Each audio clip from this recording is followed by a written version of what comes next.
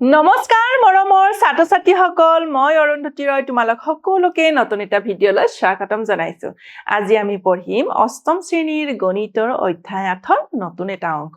এই অংকত আমি কিছুমান প্ৰশ্নৰ সমাধান কৰিম আহাচোন চাও ইয়াতে কি আছে উৎসৱ উপলক্ষে শাৰী এখনত 35% ৰেহাই আগবঢ়োৱাৰ ফলত দোকানীয়ে 3000 টকাত শাৰীখন বিক্ৰী কৰিলে শাৰীখনৰ ছপা মূল্য কিমান আছিল ইয়াতে কি দিয়া আছে শতকৰা ৰেহাই দিয়া আছে আৰু বিক্ৰী মূল্য দিয়া আছে আমি কি উলিয়াব দিছে আমাক শাৰীখনৰ ছপা মূল্য উলিয়াব দিছে আমি কি লিখিম ধৰা হল শাৰীখনৰ ছপা মূল্য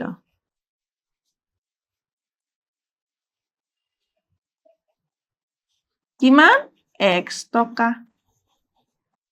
x টকা এতিয়া আমি ৰেহাই কিমান পাম x টকাৰ 35% x into 35/100 মানে 5 7 গুণ 35 5 2 গুণ 10 মানে 7x/20 ইমান টকা কি হল আমাৰ ৰেহাই হল এতিয়া ৰেহাই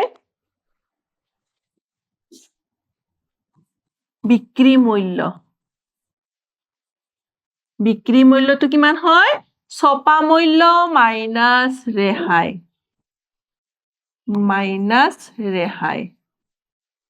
ছপা মূল্য কিমান ধৰিছো ছপা মূল্য আমি x ধৰিছো মাইনাস ৰেহাই কিমান 7x/20 20x minus 7x equal to কিমান হ'ব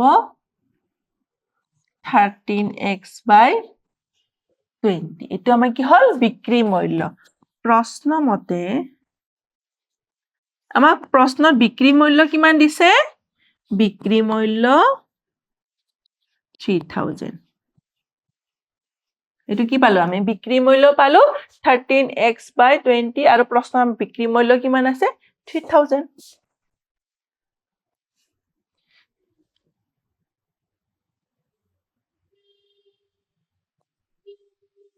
13x equal to 3000 into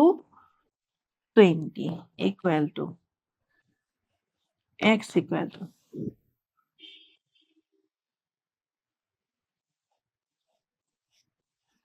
divided by 13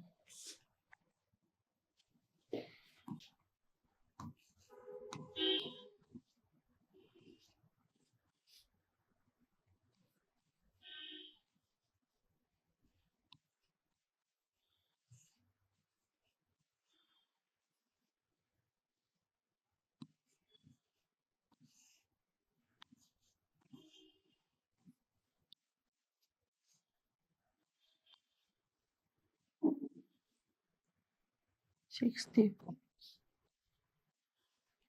0 39 1 1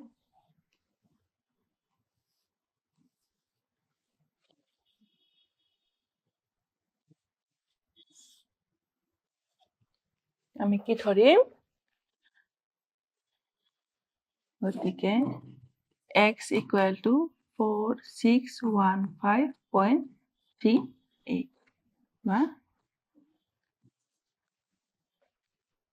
আমি কি যে শাৰীখনৰ ছপা মূল্য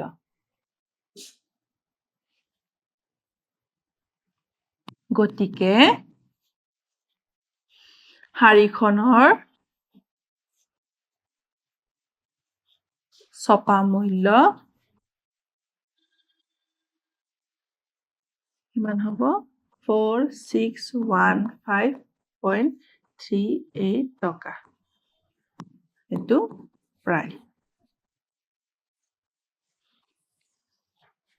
কিমান হ'ল শাৰীখনৰ ছপা মূল্য প্ৰায় 4615 টকা আৰু 38 পইচা মানে 4615.38 টকা এতিয়া নেক্সট প্ৰশ্নটোলৈ আহিছো এজন ৰেডিঅ' দোকানীয়ে কিনা দামৰ 25% বৃদ্ধি কৰি ছপা মূল্য নিৰ্ধাৰণ কৰিলে এতিয়া দোকানীজনী ছপা মূল্যৰ ওপৰত 10% ৰেহাই দি বিক্ৰী কৰে দোকানীজনৰ কিমান শতাংশ লাভ বা লোকচান হল ইয়াতে দোকানীজনৰ কিনা দামৰ 25% কি কৰিছে বৃদ্ধি কৰিছে গতিকে ধৰা হল কিনা দাম x টকা আৰু ছপা মূল্য কিমান ছপা মূল্য কিমান কি কৈছে কিনা দামৰ 25% মানে কিনা দামটো কিমান আছিলে x টকা তাক আৰু কিমান পাৰ্সেন্ট বৃদ্ধি কৰিছে 25% মানে x টকা 25% মানে কিনা দাম যিমান আছিলে তাতকে আৰু কিমান পাৰ্সেন্ট বঢ়াই দিছে দামটো 25% বঢ়াই কি কৰিছে ছপা মূল্য নিৰ্ধাৰণ কৰিছে এতিয়া x plus x into 25 by 100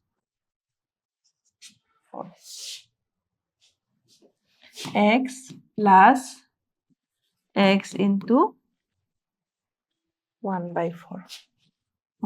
4 গতিকে এটো কি আছিলে ছপা মূল্য কিমান হ'ব x plus x by 4 বা 4x plus x equal to 5x by 4 এটো আমি কি পালে ছপা মূল্য তাছে কি যে দোকানীজনে ছপা মূল্যৰ ওপৰত 10% কি দিছে ৰেহাই দি পেলাই বিক্ৰী কৰিছে এতিয়া আমি কি উলিয়াব লাগিব ৰেহাই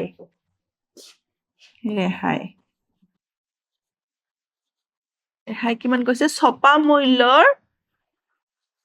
10% বা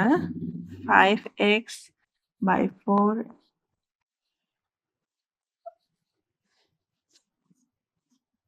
plus 2 x by 8 এটো হল কি আমাৰ ৰেহাই এতিয়া বিক্ৰী মূল্য উলিয়াম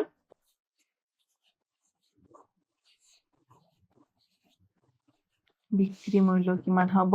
ছপা মূল্য মাইনাস ৰেহাই এতিয়া আমি কাৰ এলচিএম উলিয়াব লাগিব 4 আৰু 8 4 আৰু 8 ৰ এলচিএম কিমান হল 8 হল 2 into 5x minus x কি ক'ব পাৰো 10x minus x by 8 equal 9x by 8 এতিয়া আমি বিক্ৰী মূল্য 9x by 8 পাইছো আৰু কিনা মূল্য কিমান আছিল আমাৰ x তাৰ মানে বিক্ৰী মূল্যটো কিনা মূল্যত কি হল বেছি হল যেটা বিক্ৰী মূল্য বেছি হয় কিনা মূল্যতকৈ বেছি হয় লাভ হয় নে লোকসান হয় তেতিয়া লাভ হয় কিমান টকা লাভ হল 9x by 8 minus x equal to 9x minus 8x x by 8 লাভ খিনি হল আমাক নেক্সট কি উলিয়াব দিছে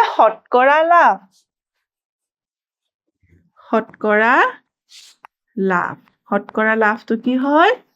লাভ by কিনা দাম into 100%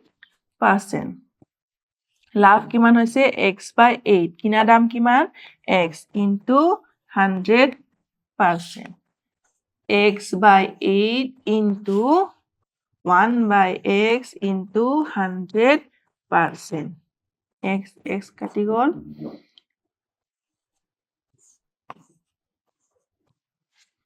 এতিয়া 25 by 2% বা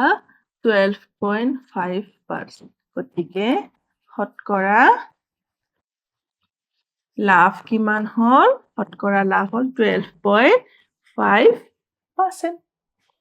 এতিয়া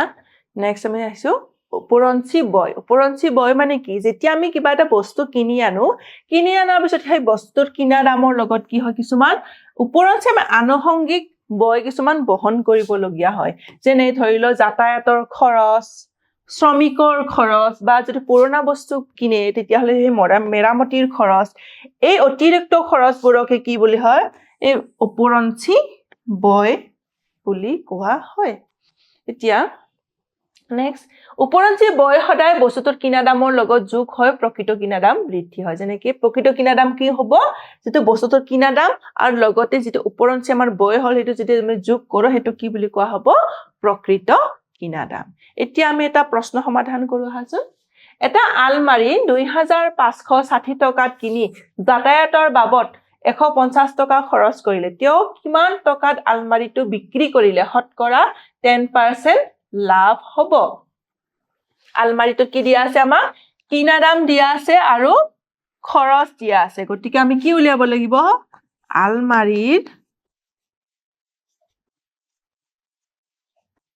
আলমাৰিটোৰ প্ৰকৃত কিনা দাম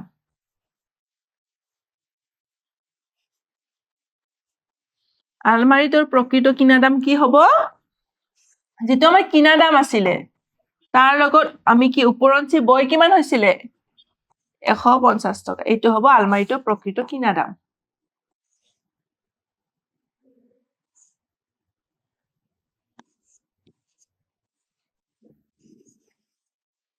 আলমাৰিটো কিমান টকাত কিনিছিলে 2560 টকাত আৰু উপৰঞ্চি বয় কিমান হৈছিল আমাৰ 150 টকা গতিকে আলমাৰিটোৰ প্ৰকৃত কিনা দাম কিমান হ'ব 2710 টকা এটো আলমাৰিটোৰ প্ৰকৃত কিনা দাম আৰু তেওঁ কৈছে আলমাৰিটোত কিমান টকাত বিক্ৰী কৰিলে তেওঁ শতকৰা 10% লাভ হ'ব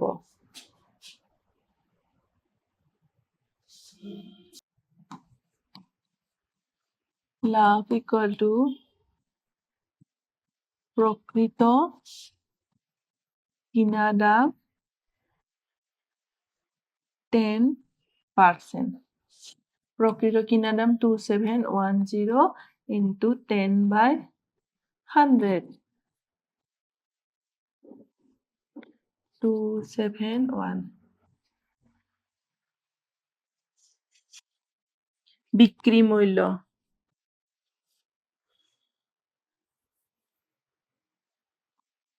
আলমাৰিটোৰ বিক্ৰী মূল্য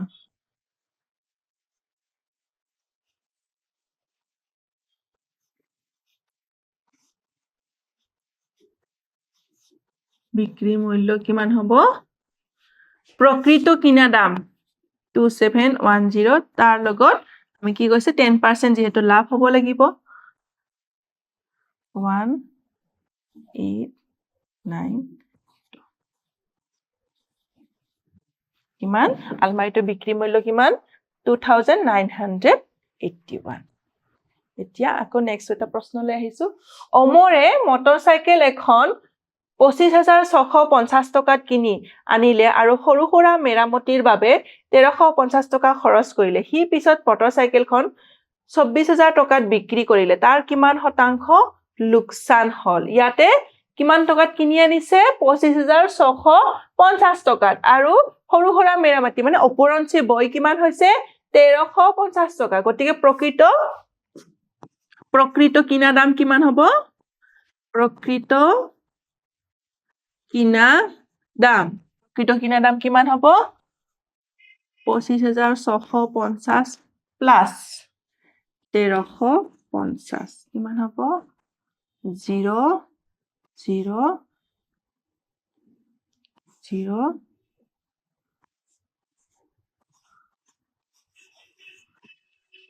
প্ৰকৃত কিনা দাম কিমান 27000 টকা আৰু মটৰচাইকেলটো বিক্ৰী কিমান কৰিছে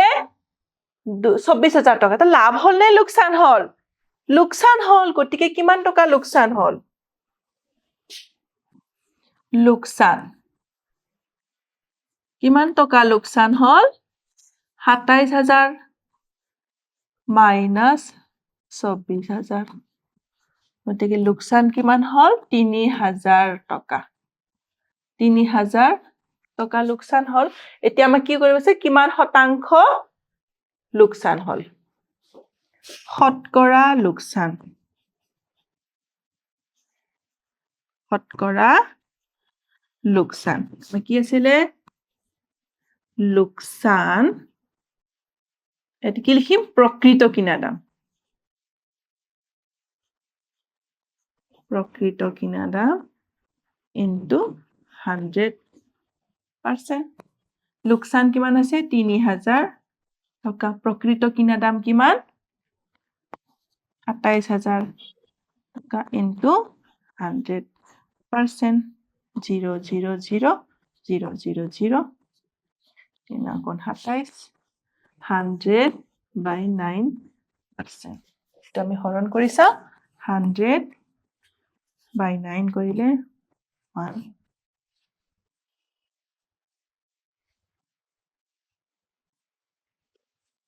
11.11% গতিকে কিমান শতকৰা কিমান লোকচান হল 11.11% আজিৰ অংকত আমি এইখিনি আলোচনা কৰিলো পৰৱৰ্তী অংকত আমি অনুশীলনী 8.2 থকা প্ৰশ্নবোৰ আলোচনা কৰিম ধন্যবাদ